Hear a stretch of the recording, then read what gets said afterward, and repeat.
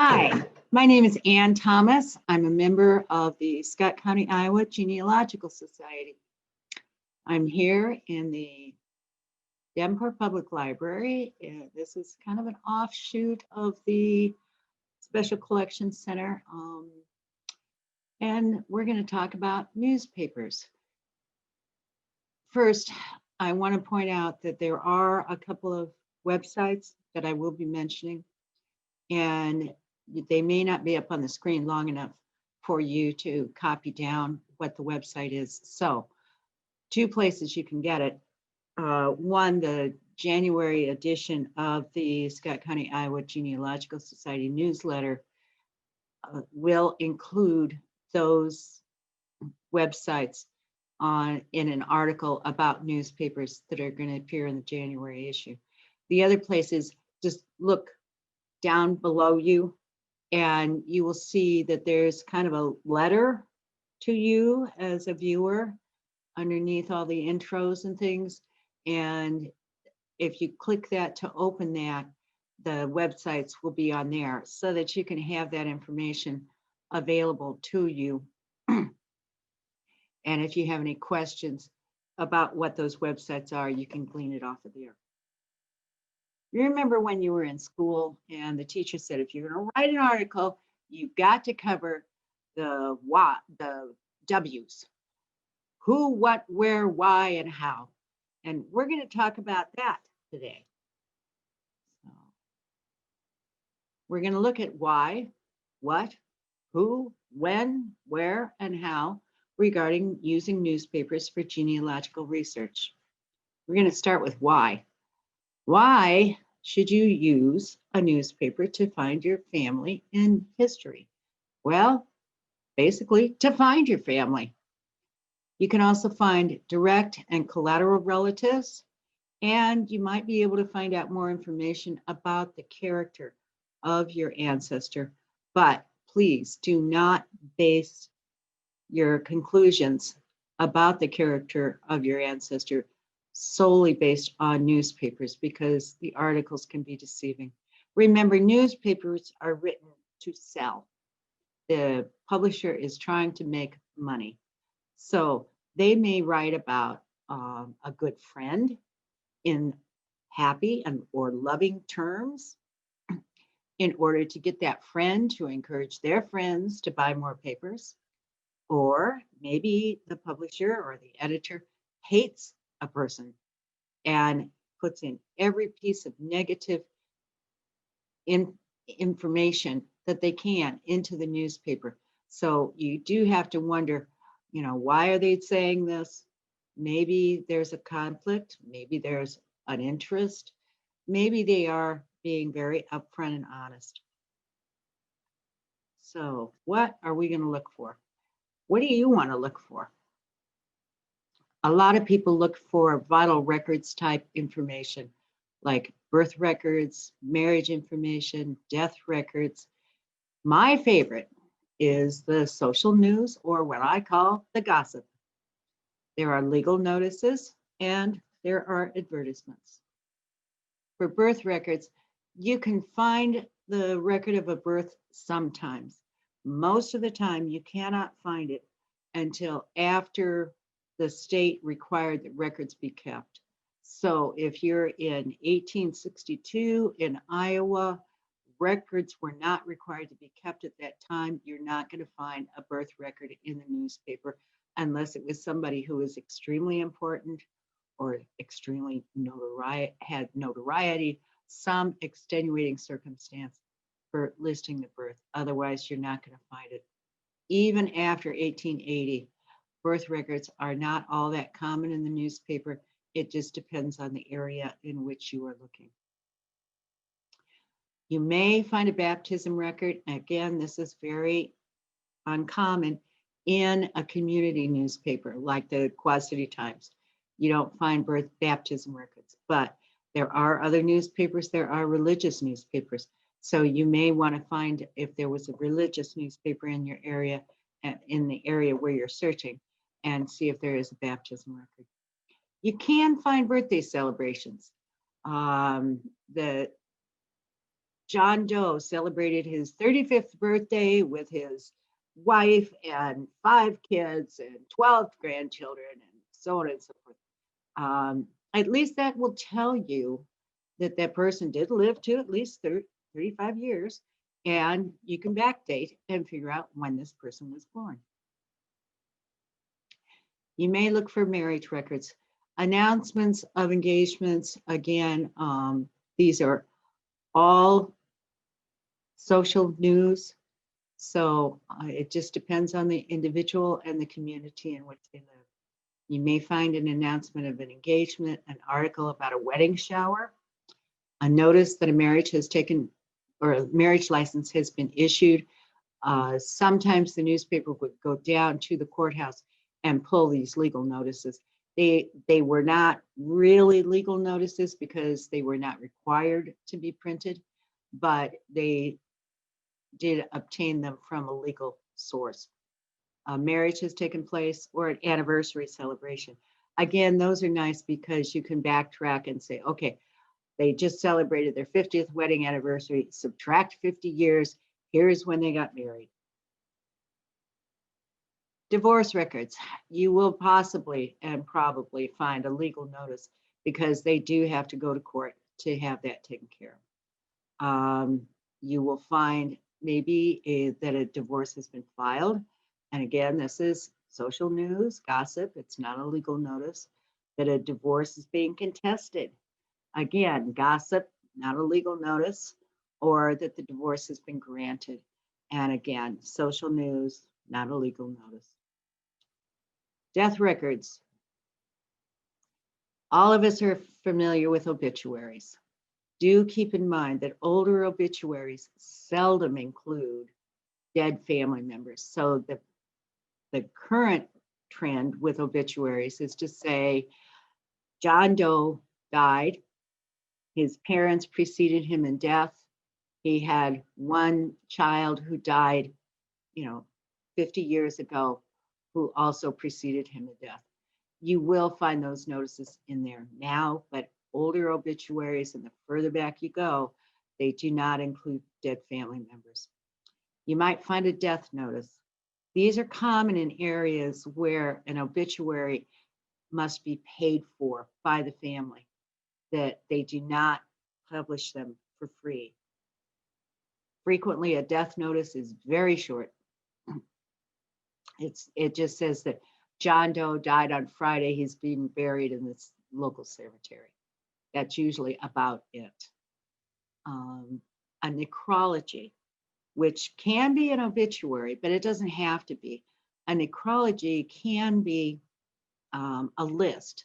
For example, when my step-great-grandfather died, he was a member of the Elks and Muscatine, and they had a necrology. At the end of the year, they had a memorial service for all of those who had passed during the year who were members of the Elks.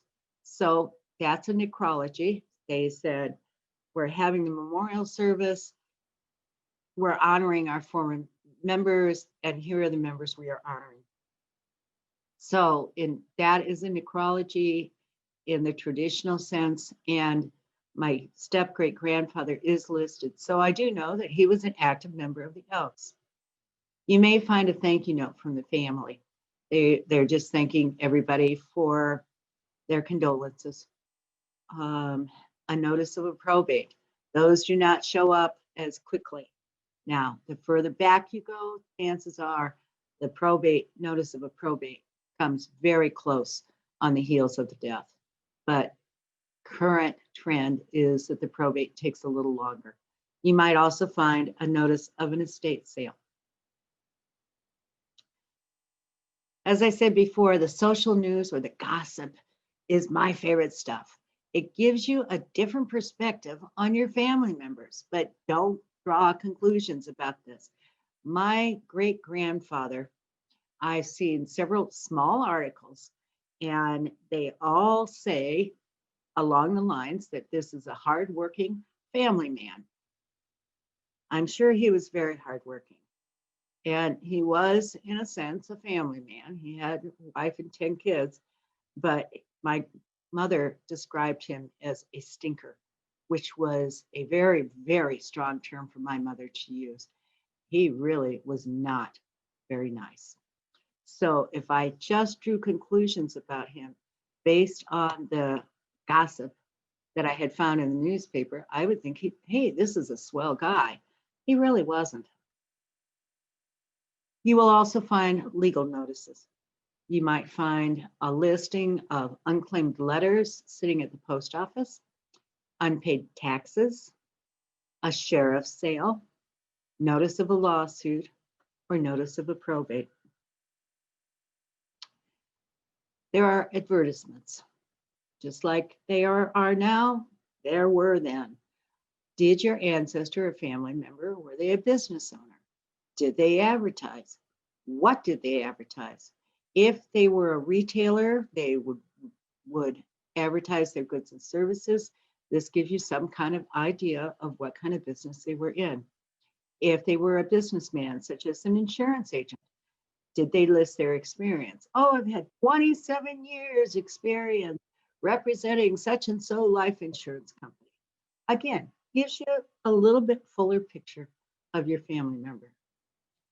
Who was that family member? You really need to decide and define who are you looking for.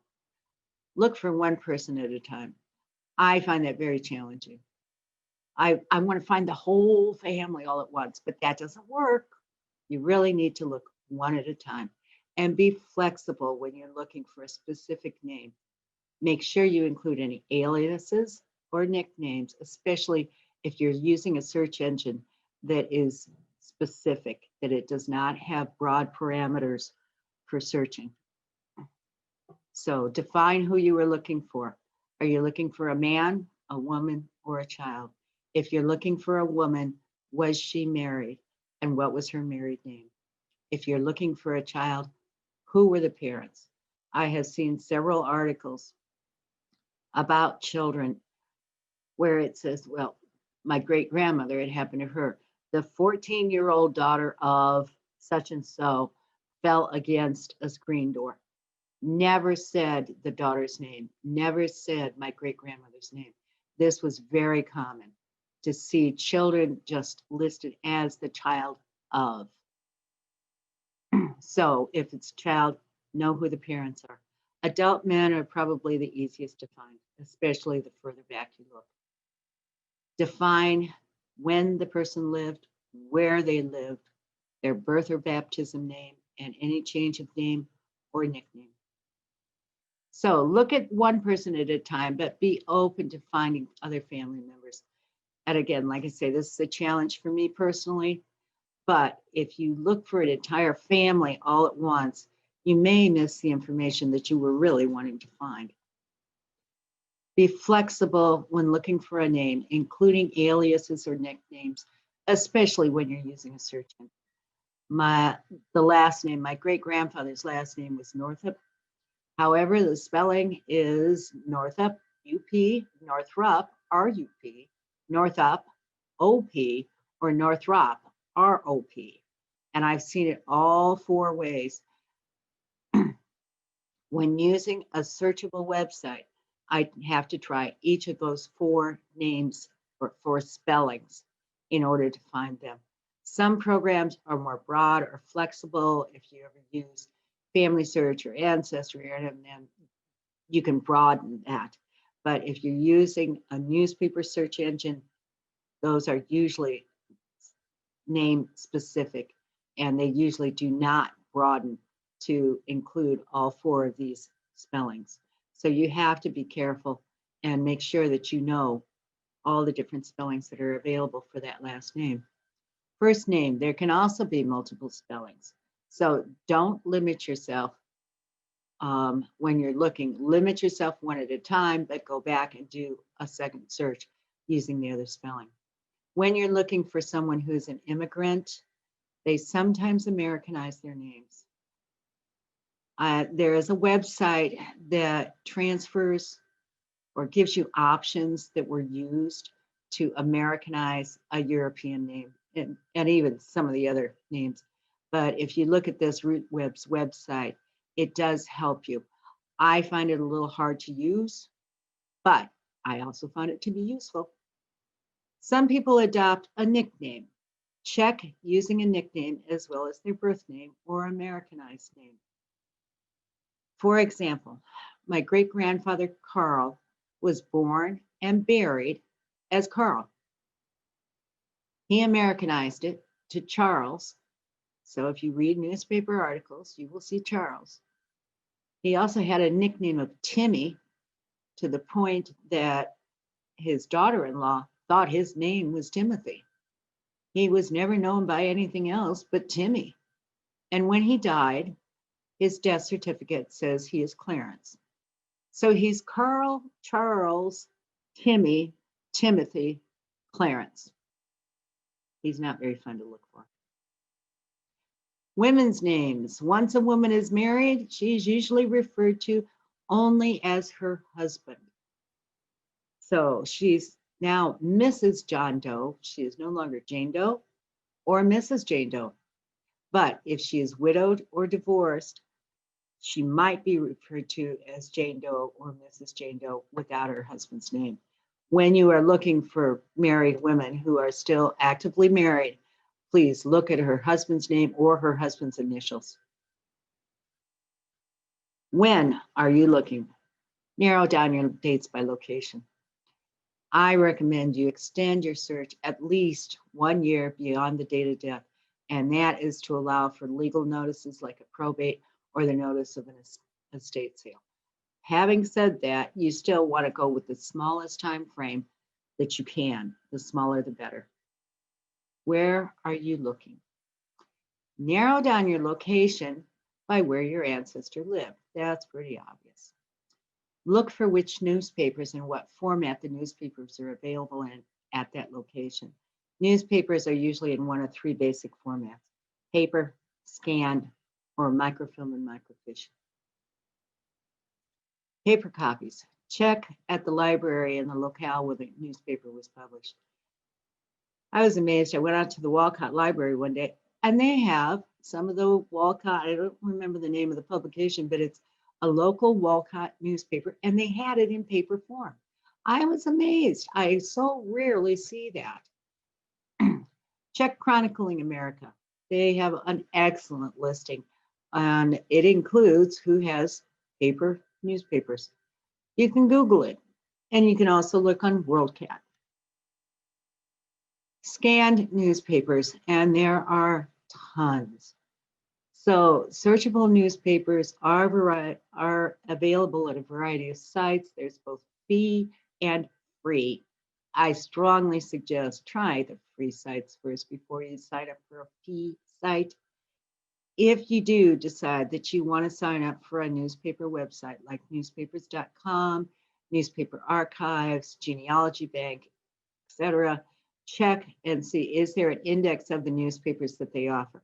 Because you want to check and sign up for the newspaper subscription service that offers what you're looking for. Is there a free trial period? If you organize what you want, you look at, oh, I'm looking for this great-great-grandfather, I'm looking for this great-great-grandmother, I'm looking for this grand aunt, whatever. Get all the lists, the names, the locations, the dates, so on and so forth, and sign up for the free trial period. You may be able to knock off your list without ever having to sign up for an actual subscription. I do want to point out Newspaper Archive, that is available here at the Davenport Public Library. You do have to come into the library. It's not available online, but you can get it here for free. There's a website, Newspaper and Current Periodical Reading Room. This is operated by the Library of Congress, and it is a list of online newspaper sources, and it's very, very extensive. At many of the sites, you need to search deeper and deeper into the site to find out if they offer the newspaper that you want, but it may well be worth the search. This is their website, and if you look across it says Newspaper Archives Indexes and Morgues, jump to Archive Sources on the web, U.S. Newspapers, Morgues, International. You you've got some choices along there. And then look down. This went through A through about the middle of C. It keeps going. It is a very long list. It also tells you if it is free or if there is a charge for it. So that's very, very handy.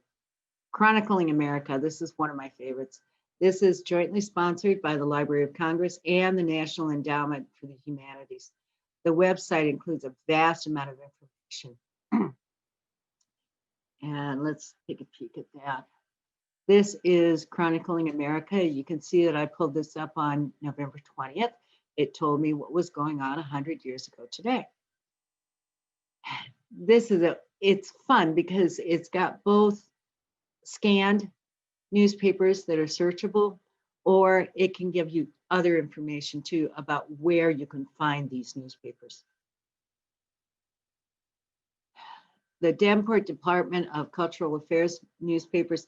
This is a listing. These are newspapers that have been digitized from the microfilms that are held by the State Historical Society of Iowa.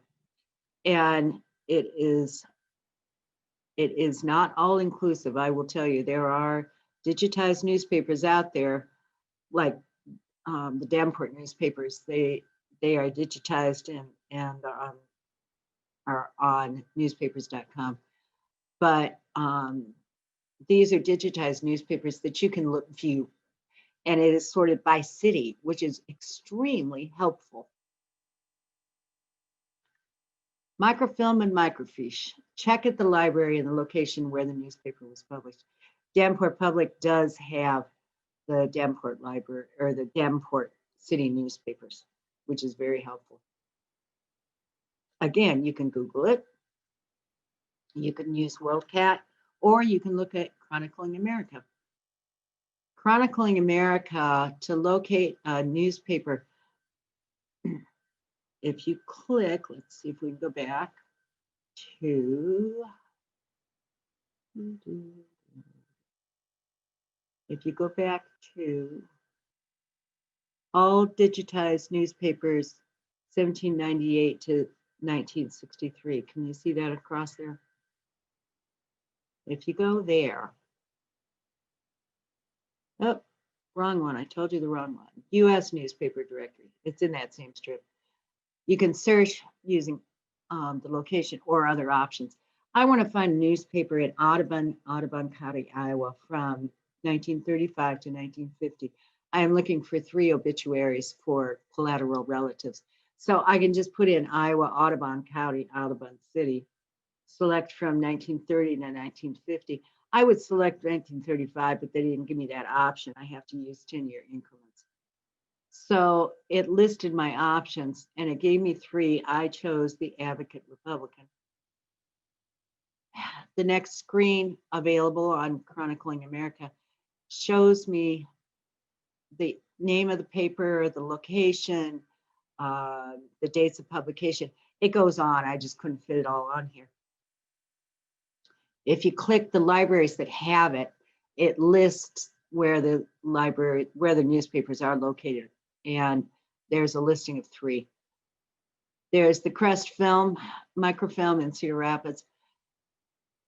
It shows that it's got the Microfilm Master. You do not want the Microfilm Master because you cannot view it. That's the copy from which all other copies are made. So the next choice was the State Historical Society in Iowa City.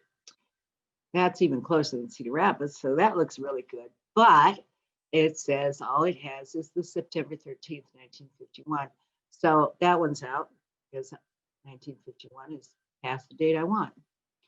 Then there is the State Historical Society of Iowa Newspapers Office, Des Moines. And it tells me that they have May 7th of 1925 through November 16th of 1950. This is where I need to go if I want to see microfilm of the newspaper that I was looking for.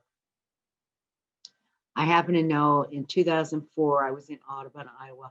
They have the paper copy of the newspaper at the library. But I would be happy to go to Des Moines instead of Audubon because if you've ever been to Audubon, very nice little town, not much going on. Don't limit yourself to the community newspapers. There is the regular, like I say, Quad City Times, Argus, or the Dispatch, but there were also advertisers. Anybody remember the Leader? My son, when he was much, much younger, he did delivery for the new Leader newspaper. There are religious newspapers. The Denport Public Library has the Catholic Messenger. If I could remember off the top of my head the name of the college that has the Quaker newspapers, the Quakers are friends, did publish a newspaper. I have gotten some obituaries from there because I do have some Quaker ancestry. Don't ignore the school and college and university newspapers. Those can be a wealth of information. If you had someone who graduated in 1969 from Davenport Central High, I would check with the Davenport Community Schools Museum and see if they have it. But your school newspapers can be a wonderful resource for, gee, Grandpa was a track star. I never knew that. All right. The last question, how? Document your findings. How are you going to keep track of this if you don't document? You want the name of the newspaper, the publication location, both the city and the state. Did you know there's more than one Davenport? Yep. The date, the page number, the column number, and where you found the newspaper. It was at the microfilm at the Davenport Public Library, or it was on newspapers.com, or wherever you found it. When I was putting this together, I found how poorly I kept track of where I found the newspapers. And that was kind of sad for me because I wanted to look at them again. I have written all the information down, except I did not write down that. So I would strongly recommend that you do. This is not a perfect sourcing of the information, but I think it's a good place to start. And that, I think, with that, we are done. So thank you so much for joining me. And I hope that you have a great day, a great holiday, and a great time searching newspapers. Thank you.